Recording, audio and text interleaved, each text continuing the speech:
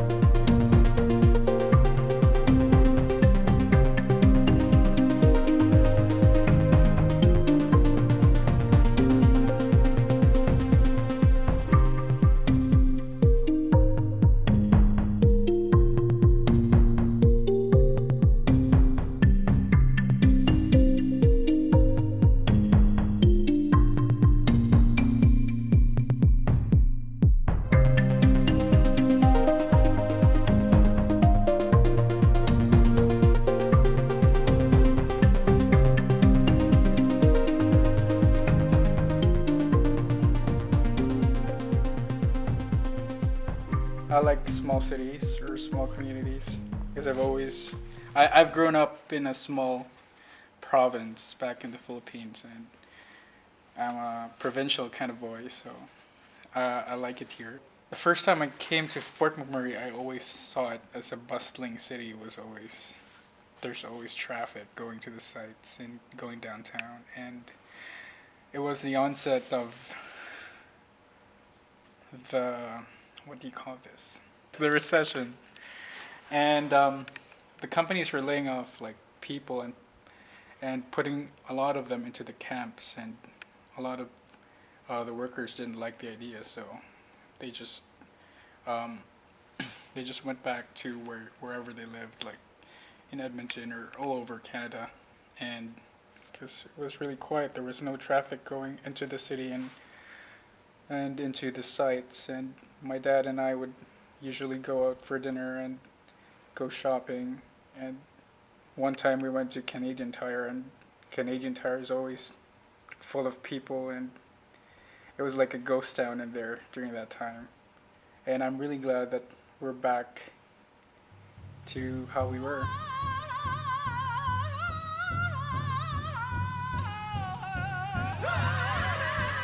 The project that I was involved with, I had an invitation from a local First Nation to camp out with them and to document with them their land uses, their traditional land uses. So the objective was that the elders would tour through the forest, and whenever they came upon features of interest on the landscape, they would pause and tell us the story about that feature and why it was important to them. And I was very rudely approached by one of the elders, and she said to me, "I've heard who you are. I've heard you come from an oil sands company, and I don't like you." Well, wouldn't you know it, her and I were paired up together for 7 days of walking through the woods, capturing these notes and capturing these locations of traditional land use, and spending every evening together talking about what each of us do day to day. And it was in those talks that I got to learn more about how much she valued the land, and she got to learn more about what my company and the folks I work with do for land reclamation. And it was only, I think, it was only through those discussions that we actually began to heal some of the initial trepidation and maybe a bit of anger as well. And we ended the week, she approached me and she said, "I was wrong on day one, and knowing what I know today and knowing what you've learned from me, I feel like the reclamation at your company will be in a much better place."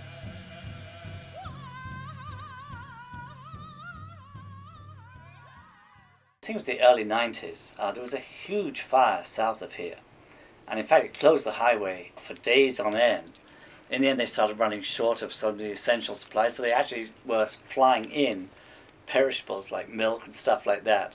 They had plans for maybe evacuating out to the plants where they've got huge clear spaces you know, and so the forest fire wouldn't obviously burn, you know, within that. But yeah, it was quite the event, and I must admit, my family back in England, my brothers and sisters, my mum at the time, were all sort of watching the news because it was over there too.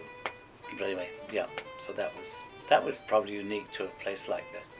It has changed enormously since I came. It's, you know, it's tripled in size, but I like the place. I like the speed of life here. I love the summers here. The trouble is the summers are so short. But anyway, that's okay.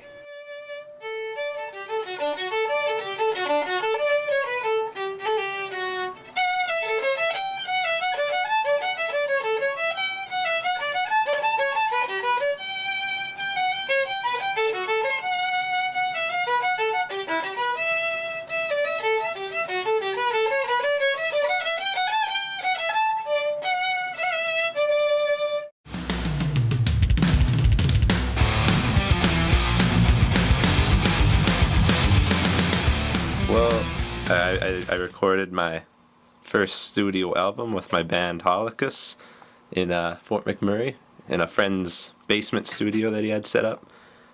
If you want to buy it, you should. www.holocaustmusic.com. Check it out. So yeah, basically, it's just really cool how someone in kind of an isolated northern town, northern Alberta, can communicate with the music industry all over the world. Like, we got our album mixed and mastered by Jens Bogren in Sweden, and our artwork done by Travis Smith in California. And it's really cool how someone so small can really get a big production from big names all over the world just by email and word of mouth. Gonna maybe go off somewhere else after high school's all finished with, but who knows? Might even come back one day. It's a good place to live. Good sense of community.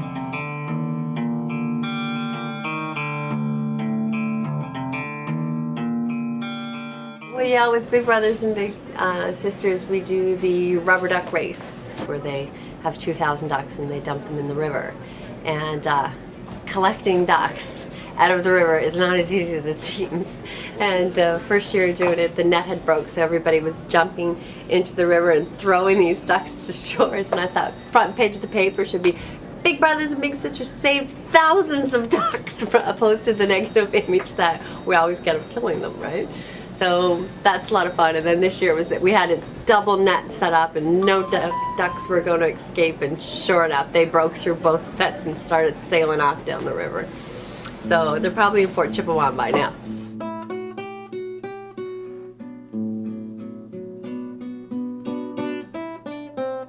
I was terrified to talk to people, and so it was very hard. And so I lived in an apartment downtown, and my first experience was with another person. It happened, I came out of my apartment, and I always checked if somebody was in the hallway or not. And so I listened and I looked, and if nobody was in the hallway, I could go to the laundry room to do my laundry. So no sound at all in the hallway, or I didn't see anybody. So I thought, okay, that's a good time. I can run to the laundry room and put my laundry in and run back to the apartment to avoid people. So I took my laundry and I ran to the laundry room, and I walked in the laundry room and there was a lady. And I was just shocked because I was scared, now I can't speak English. This lady got up and she said, no English, no English. Oh my, so what will I do? And so what I found out later, she spoke Spanish, she couldn't speak English. I couldn't speak English, I couldn't speak Spanish. So I got my dictionary, German, English, and she got her dictionary, English, Spanish. When I want to say something to her, I looked it up in my dictionary. I looked the German word up. I showed it to her in English, and then she looked in her book what it said in English, and then she knew what it meant in Spanish. And that's how we talk.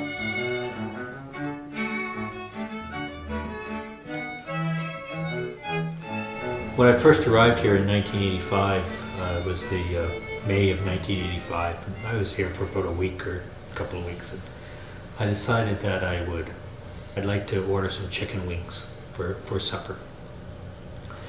Keeping in mind I lived in Toronto. And so I looked in the phone book for a place that delivered food, A, and B, a place that would have chicken wings. So there was only one place in the phone book that said they served chicken. So I phoned the place up, and the conversation went very similar to this. Hi, I'd like to place an order for delivery, please. Sure, what would you like?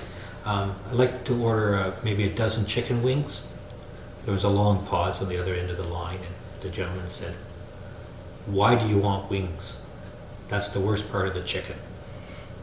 So I explained to him about chicken wings. There's buffalo wings and barbecue wings and so on. He said to me, you sure you want just the wings? I said, yeah, that would be great. Can I have about 12? Another long pause in which he responded, well, that means I have to cut the wings off of 6 chickens. So I said to him, so do you have chicken wings? No, not really. I said, okay, just give me a quarter chicken then with some fries, and that will be it. So that was Fort McMurray 25 years ago. There was very few restaurants. No chicken wings, obviously. So that was one of the things that really distinguished me between Fort McMurray and the place that I came from. Was there were no chicken wings.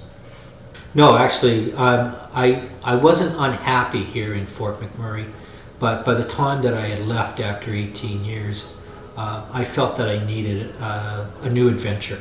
I came to Fort McMurray for a new adventure, and after 18 years, I felt it was time for another new adventure.